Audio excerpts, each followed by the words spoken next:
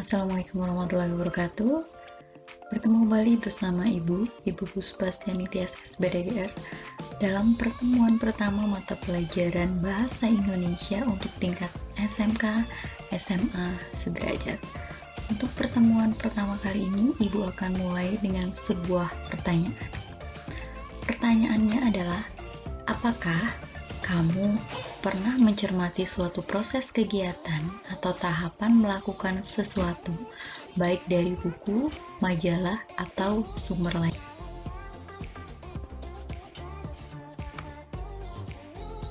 Tentu saja kalian pernah ya mencermati suatu proses kegiatan, misalnya saja dalam sebuah buku resep. Di sana kalian akan menemukan banyak sekali resep makanan, dari langkah persiapan, langkah memasak, sampai makanan tersebut jadi.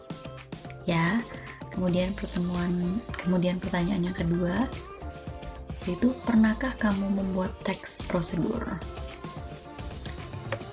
Teks prosedur ini merupakan salah satu materi ketika kalian duduk di bangku SMP. Tentu banyak dari kalian yang sekarang sudah duduk di SMK, SMA, pernah membuat teks prosedur. Selanjutnya, hal apa sajakah yang kamu temukan ketika membuat teks prosedur? Yang kamu temukan. Yang pertama, tentu kalian akan menemukan pernyataan utama atau judulnya. Misalnya saja, cara menggoreng pisang goreng. Itu adalah hal utama. Kemudian yang ditemukan yang kedua adalah langkah-langkahnya. Teks prosedur, langkah-langkahnya dari yang pertama menyiapkan wajan sampai pisang goreng tersebut jadi. Kemudian dalam tayangan sudah terlihat ada satu contoh teks prosedur, yaitu teks prosedur cara menghidupkan komputer, dengan gambar yang sudah jelas cara menghidupkan komputer yang diambil dari alamat www.lintasnasional.com. Dijelaskan dalam teks tersebut bahwa komputer merupakan salah satu perangkat elektronik yang sering digunakan untuk memudahkan pekerjaan manusia. Sebelum digunakan, komputer ini harus dioperasikan terlebih dahulu. Dalam pengoperasian komputer, kita harus mengikuti setiap prosedur bagaimana cara menghidupkan komputer dengan benar. Untuk menghidupkan komputer dengan benar, ikutilah langkah-langkah berikut. Jadi di sini ada judul, di sini ada pernyataan, dan dalam pernyataan tersebut ada kata-kata prosedur. Nah, kita mengikuti langkah-langkahnya. Dari yang pertama adalah buka penutup layar monitor, CPU, keyboard, dan printer. Yang kedua, pastikan saklar yang menyediakan arus listrik terhubung dengan kabel power ke stabilizer atau CPU komputer. Yang ketiga, tekan tombol power pada CPU dan tombol power monitor. Yang keempat, komputer akan booting. Tunggu proses ini sampai selesai. Yang terakhir, yang kelima, setelah selesai proses booting, komputer siap digunakan. Jadi, teks prosedur ini Ibu ambil dari ilmusiana.com. Ada yang pertama judul, ada pernyataan, dan ada langkahnya. Kemudian dari teks tadi, pertanyaan yang timbul adalah apa isi teks yang disampaikan? Ya. Kalau ditanya isi teks, berarti isi teksnya adalah tentang cara menghidupkan komputer. Kemudian pertanyaan yang ini jawaban atas pertanyaan pertama.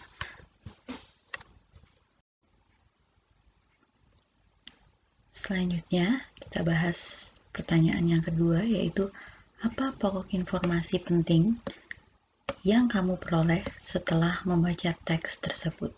Kita kembali ke teks sebelumnya. Pokok informasi penting yang kita peroleh adalah tentang cara menghidupkan komputer, karena komputer itu merupakan salah satu perangkat elektronik. Jadi, dalam pengoperasiannya perlu dilakukan prosedur yang benar. Ya, tentu saja perangkat elektronik itu buatan manusia, kenapa harus dioperasikan sesuai dengan prosedur yang benar agar tidak mudah rusak.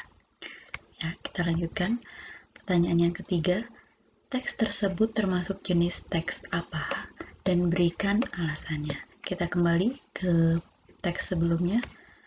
Teks ini dari judul ada pernyataan umum, kemudian ada langkah, berarti teks ini termasuk salah satu jenis teks prosedur karena strukturnya menyerupai atau sesuai dengan struktur teks prosedur.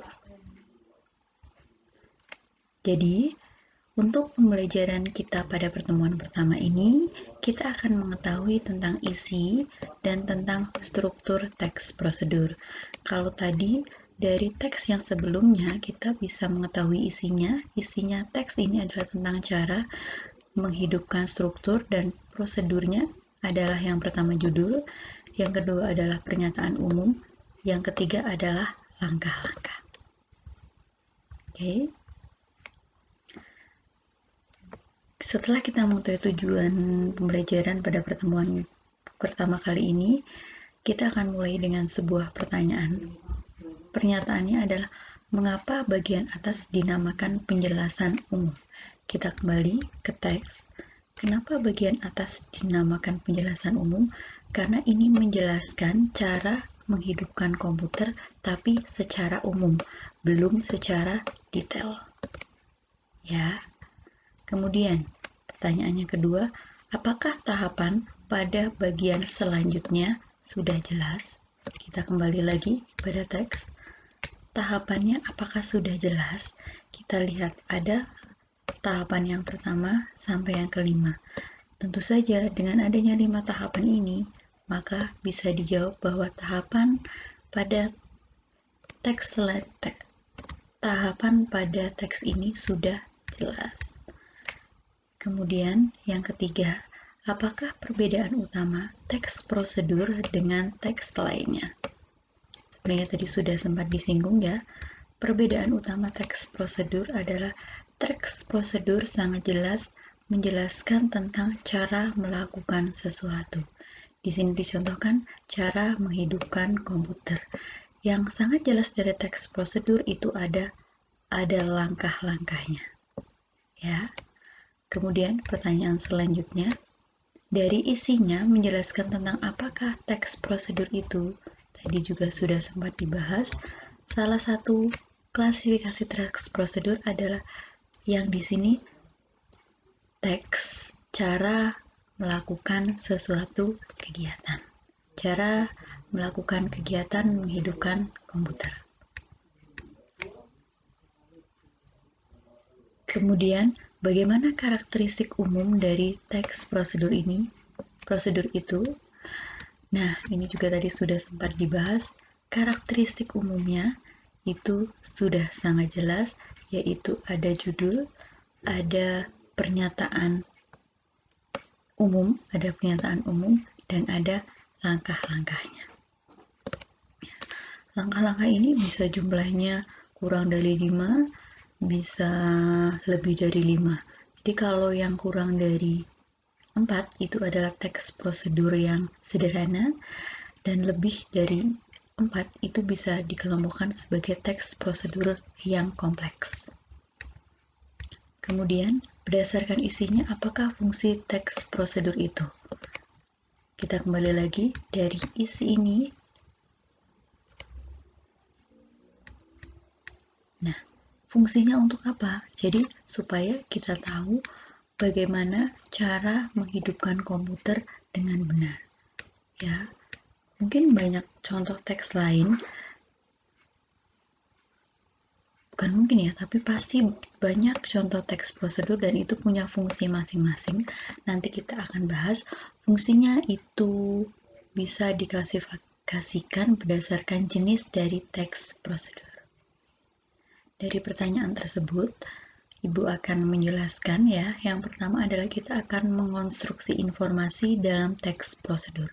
Informasi itu ada pernyataan umum. Pernyataan umum itu dalam suatu kegiatan, di mana seseorang melakukan sesuatu kegiatan tentu saja harus memperhatikan langkah-langkah mengerjakannya. Kemudian, apabila kita akan melakukan pekerjaan, maka harus memahami langkah agar hasil kegiatan tersebut berhasil dengan baik. Kemudian, oleh karena itu, sangat penting perlu dibuat teks prosedur.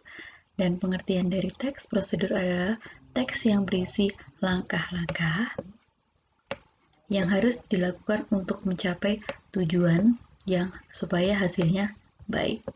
Jadi, ciri teks prosedur itu terdapat pernyataan umum dan ada tahapan atau kita dari tadi menyebutnya adalah langkah-langkah. Dan teks prosedur itu kita klasifikasikan menjadi 3. Yang pertama adalah teks memuat cara penggunaan alat atau benda atau sejenisnya. Kalau tadi sudah dicontohkan cara menghidupkan komputer. Kemudian yang kedua, teks yang memuat cara melakukan suatu aktivitas. Nanti pada slide selanjutnya akan kita bahas. Yang ketiga adalah teks yang berisi kebiasaan atau sifat tertentu. Jadi, dari penjelasan ini kita sudah mengetahui bahwa dalam sebuah teks prosedur itu ada pernyataan umum, dan kita sudah mengetahui apa itu teks prosedur, kita sudah mengetahui ciri dari teks prosedur, dan yang terakhir kita sudah mengetahui klasifikasi dari teks prosedur. Seperti yang tadi sudah Ibu katakan bahwa kita dalam slide selanjutnya kita akan melihat jenis teks yang memuat cara melakukan suatu aktivitas. Aktivitas yang kita contohkan, yang Ibu contohkan, adalah aktivitas untuk memahami seluruh isi bacaan dari buku yang kita baca. Dan tentu saja, dalam teks prosedur ada langkah-langkah yang harus ditempuh. Langkah-langkahnya yang pertama adalah memilih buku yang paling disukai dan sesuai kebutuhan. Misalnya, ketika pelajaran kita memilih buku pelajaran Bahasa Indonesia. Karena ini materi kelas 11, kita cari buku pelajaran kelas 11. Kemudian, carilah tempat yang paling nyaman untuk membaca, hindari gangguan di sekitarmu. Jadi, kita mencari tempat yang paling nyaman. Biasanya kalau di sekolah kita mencari tempat yang paling tepat yaitu di perpustakaan. Kemudian yang ketiga, bertanyalah tentang hal-hal yang kurang kamu pahami dalam bacaan tersebut. Walaupun tidak ada pertanyaannya, kamu bertanya dalam hati, kamu ingin mengetahui apa sih dalam bacaan tersebut. Kemudian yang keempat, ketika membaca, usahakan untuk tidak mengulang kalimat yang baru saja dibaca karena akan mengurangi kecepatan membacamu. Jadi, lanjutkan saja apa yang kamu baca, walaupun sebenarnya sebelumnya belum paham, tapi nanti ketika selanjutnya kamu akan lebih paham karena dalam teks selanjutnya akan membangun informasi. Ya. Kemudian yang kelima adalah diskusikanlah buku yang kamu baca dengan teman atau gurumu. Ketika kamu sudah membaca, ada yang tidak paham, kamu bisa bertanya kepada teman yang sudah juga membaca bacaan dari buku yang kamu baca. Kemudian yang keenam, simpulkanlah apa yang baru didapat setelah membaca buku tersebut. Yang terakhir, catat pokok pikiran yang terdapat dalam bacaan tersebut. Jadi, ketika kamu mempunyai kemampuan mengingat lebih, tidak perlu dicatat. Tapi ketika kamu merasa tidak mempunyai kemampuan untuk mengingat lebih, silakan biasakan untuk mencatat hal-hal yang penting yang mungkin nanti akan bermanfaat untuk diri kalian. Kemudian kita lanjutkan ke yang B, tentang merancang pernyataan umum dan tahapan-tahapannya. Ibu memberi lagi ada teks selanjutnya, teks yang kedua. Teks selanjutnya adalah tentang kiat menggoreng bahan makanan. Ibu bacakan bahwa menggoreng bahan makanan merupakan salah satu cara mengolah bahan makanan. Jika dilakukan dengan tepat, menggoreng makanan dapat memunculkan rasa yang lezat dalam waktu yang cukup singkat. Berikut tips-tips yang harus kamu ketahui dalam menggoreng bahan makanan. Langkah-langkah yang pertama, siapkan kompor, wajan penggorengan, spatula, alat peniris, minyak goreng, serta bahan makanan yang akan digoreng. Yang kedua, panaskan wajan di atas kompor. Yang ketiga, setelah wajan cukup panas, tuangkan minyak goreng secukupnya ke dalam wajan. Yang keempat, Tunggu beberapa saat sampai muncul asap dari bagian pinggir wajan penggorengan. Pertanda minyak sudah cukup panas. Kemudian masukkan bahan makanan yang akan digoreng. Yang kelima, tunggu beberapa menit sampai makanan berwarna coklat keemasan. Pastikan kamu membelik makanan agar seluruh sisinya tergoreng dengan sempurna. Yang kelima, angkat makanan dari wajan penggorengan dan tiriskan. Demikianlah langkah yang harus kamu lakukan saat menggoreng bahan makanan. Selama menggoreng, pastikan kamu berhati-hati agar tidak terkena minyak panas dan bahan makanan yang kamu goreng tidak gosong. Nah, kita akan merancang pernyataan umum dan tahapan-tahapannya. Kita akan mengetahui struktur dari teks yang sudah Ibu tampilkan. Dari yang pertama, ini sudah jelas, ini adalah judul. Kemudian paragraf yang pertama ini adalah pernyataan umum. Kemudian selanjutnya, ini yang kedua. Selanjutnya yang ketiga, dari yang nomor 1 sampai nomor 6, ini adalah langkah-langkah.